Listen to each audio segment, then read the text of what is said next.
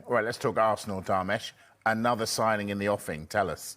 Yeah, I mean, Eberechi Eze was their 7th signing of the summer, close to £200 million spent, and we thought that was it.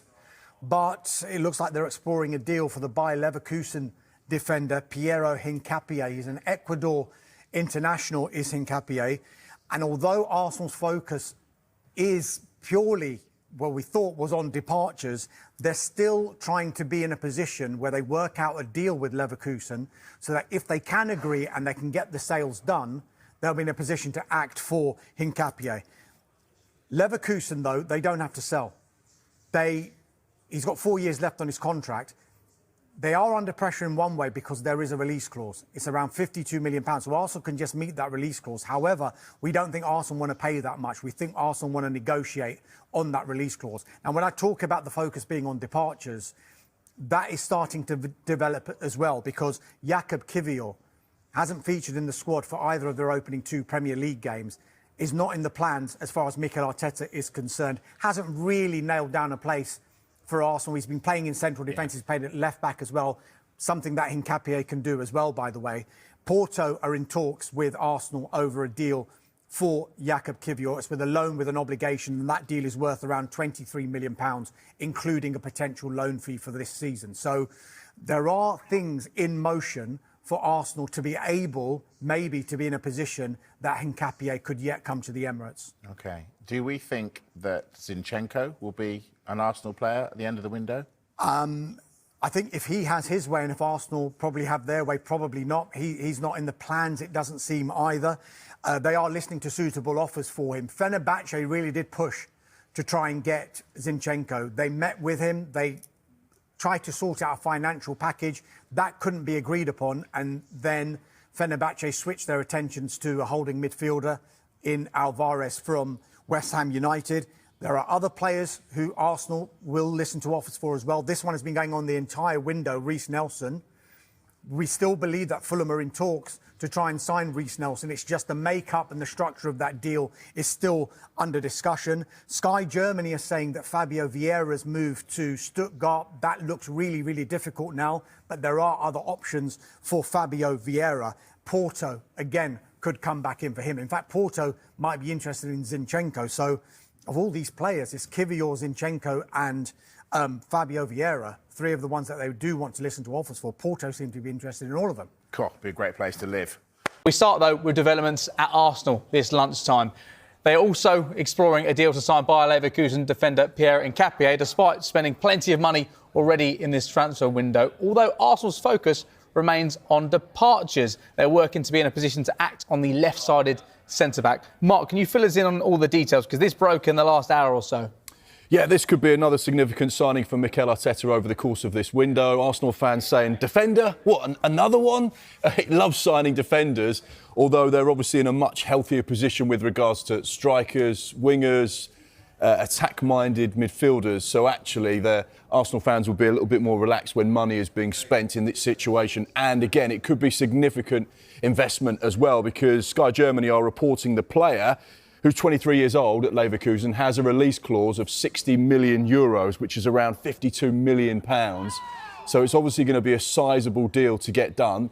Doesn't mean that's what Arsenal are going to pay, but that's the starting point really for any conversation. Well, you might want to pay 30 or 40, but actually his release clause is €60 million. So therefore, we're going to want to get as close to that as possible. The thing that is currently on Arsenal's side is the fact the player has made it quite clear that he wants to join a Premier League club, and Arsenal is his destination of choice. So, yeah, one to keep an eye on. We know that Arsenal are in the market for left-sided central defenders, of which he is one.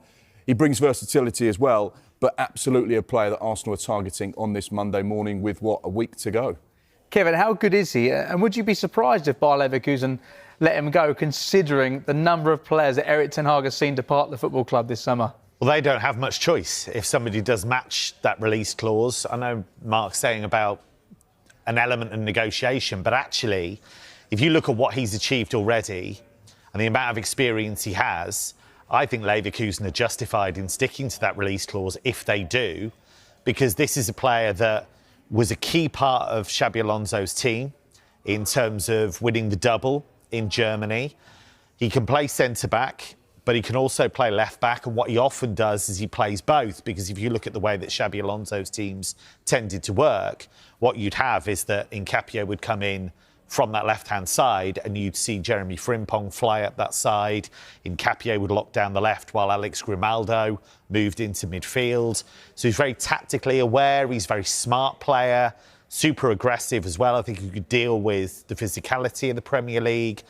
I think it's an excellent signing, and this is a real market opportunity for Premier League clubs. Are you surprised that Arsenal would be looking to sign him in this transfer window, considering what they've done over the last few transfer windows, building so much depth in that squad when it comes to every area of the pitch? If Ben White's injured, Timber comes in. If Martin Lewis-Skelly's not playing, you've got Calafiori there. And you've got the two centre-backs there. Christian Mosquera's come in this summer. But as you say, does this represent a market opportunity that a club like Arsenal simply can't turn down? Yeah, I think that's fair to say. And what knocked them over last season? Injuries. We've already seen Ødegaard had a knock at the weekend, Saka had a knock at the weekend. Obviously, that's in an attacking sense. But you need that depth in all areas. What Hincapié does is he covers two positions. We know Mikel Arteta loves that. And because of that tactical nous that he has, and he's worked under Xabi Alonso, I think he'd be able to adapt quickly to the kind of football that Arteta wants to play. So I can absolutely understand why Arsenal will go for him. I can understand why a lot of Premier League clubs might be interested, to be honest. And there's been reports that Spurs have an interest in signing the player. Mark, would you be surprised if Arsenal bring in another defender this summer? Clearly there may be a need to move some of the other defenders on if they're to try to get this deal done. Would it surprise me? No. I think Kevin touched upon it there. The need for strength in depth is key, particularly with the pace that the Premier League and the intensity is played at. These managers want depth in their squad. They want players that can rotate. They want to think about going to the latter stages of the cup competitions. The Champions League, in its extended format, now has 8 matches as a minimum in the group stages. It could be 12, 14, 16, depending on how far you progress in the competition. On top of the Premier League, the League Cup and the FA Cup, you know, even a squad player is probably going to start 20, 25 games a season, based on a club like Arsenal that are going to play between 55 and 60 games if their season goes to plan. So you do need quality. He fits the profile of what Arsenal like to do. They like those players that are between the age of sort of 20 and 24, where they can mould, develop, improve, and then they still have that high resale value. And James, you rightly touched upon potential outgoings at Arsenal. There will be a number. They've got their kind of business done in the right way. The clubs that are run sensibly and effectively like to sign the players they want, get the targets in through the door, and then use the latter stages of the window to shift players on. You know, there's talk about Gabriel Jesus, Alexander Zinchenko, Kiwior, Reece Nelson potentially to Fulham as well. So there is going to be some money generated, and market opportunity is another word you use, which I feel like is probably something that a lot of those clubs in the higher echelons of the Premier League like to use as well. Is this the right player for the right price? Because if it is, then we'll seize that opportunity and we can do that. And it very much feels like Arsenal are in that position at the moment. I think there's an important point about his development as well, because if you look at him, when he came in to Bayer Leverkusen, they took a bit of a punt on him to some extent because they've been so impressed with him at international level, they thought we've got to move because other clubs are going to get him. So they brought him in. Was he the finished article? Absolutely not. He was raw, he would make mistakes, he would give away penalties, he'd get sent off. But actually, he's really tidied up his game. Just another point, after the game against Hoffenheim at the weekend, which Leverkusen lost, he was in tears, which suggests to me he felt that could be his final game for Leverkusen. Would he fit into Arsenal's starting 11, do you think, straight away? And if he doesn't, would this be a project that appeals to him? Because his last 4 seasons in the Bundesliga, he's been a regular starter for a side that has won the Bundesliga and came so close to winning the Europa League as well. I think Mark's point about squad strength is a really good one, and the fact that you've got 8 Champions League games minimum, and because he can cover left-back and centre-back, then I think he would back himself to do that. I don't think he'd necessarily be looking at Gabriel and Saliba. They're probably the best centre-back pairing in the world. I think he'd be looking at that left-hand side because Lewis Skelly might end up playing in midfield in the long run. And I think he'd back himself to get in ahead of Calafiori in the long run, maybe. Again, like Calafiori, versatile. I think he'd back himself to be a big part of what Arsenal can do this season. OK, we wait to see what happens with Arsenal. Arsenal's transfer window just got even more dramatic. Reports suggest that Bayer Leverkusen's Piero Hincapié is now very close to joining the Gunners.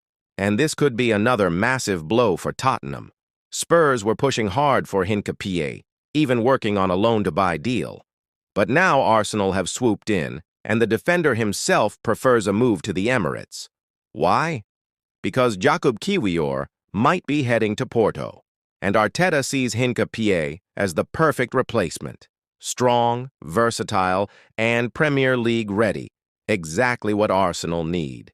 This comes just days after Arsenal beat Spurs in the race for Ebereki A's, adding even more firepower to their attack.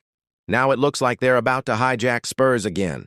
Yes, it's been an expensive summer already, but Arsenal's ambition is clear. They want to build a squad capable of fighting for every trophy. If the deal goes through, Hincapié will add serious depth to Arteta's defense and could become a huge player for the Gunners this season.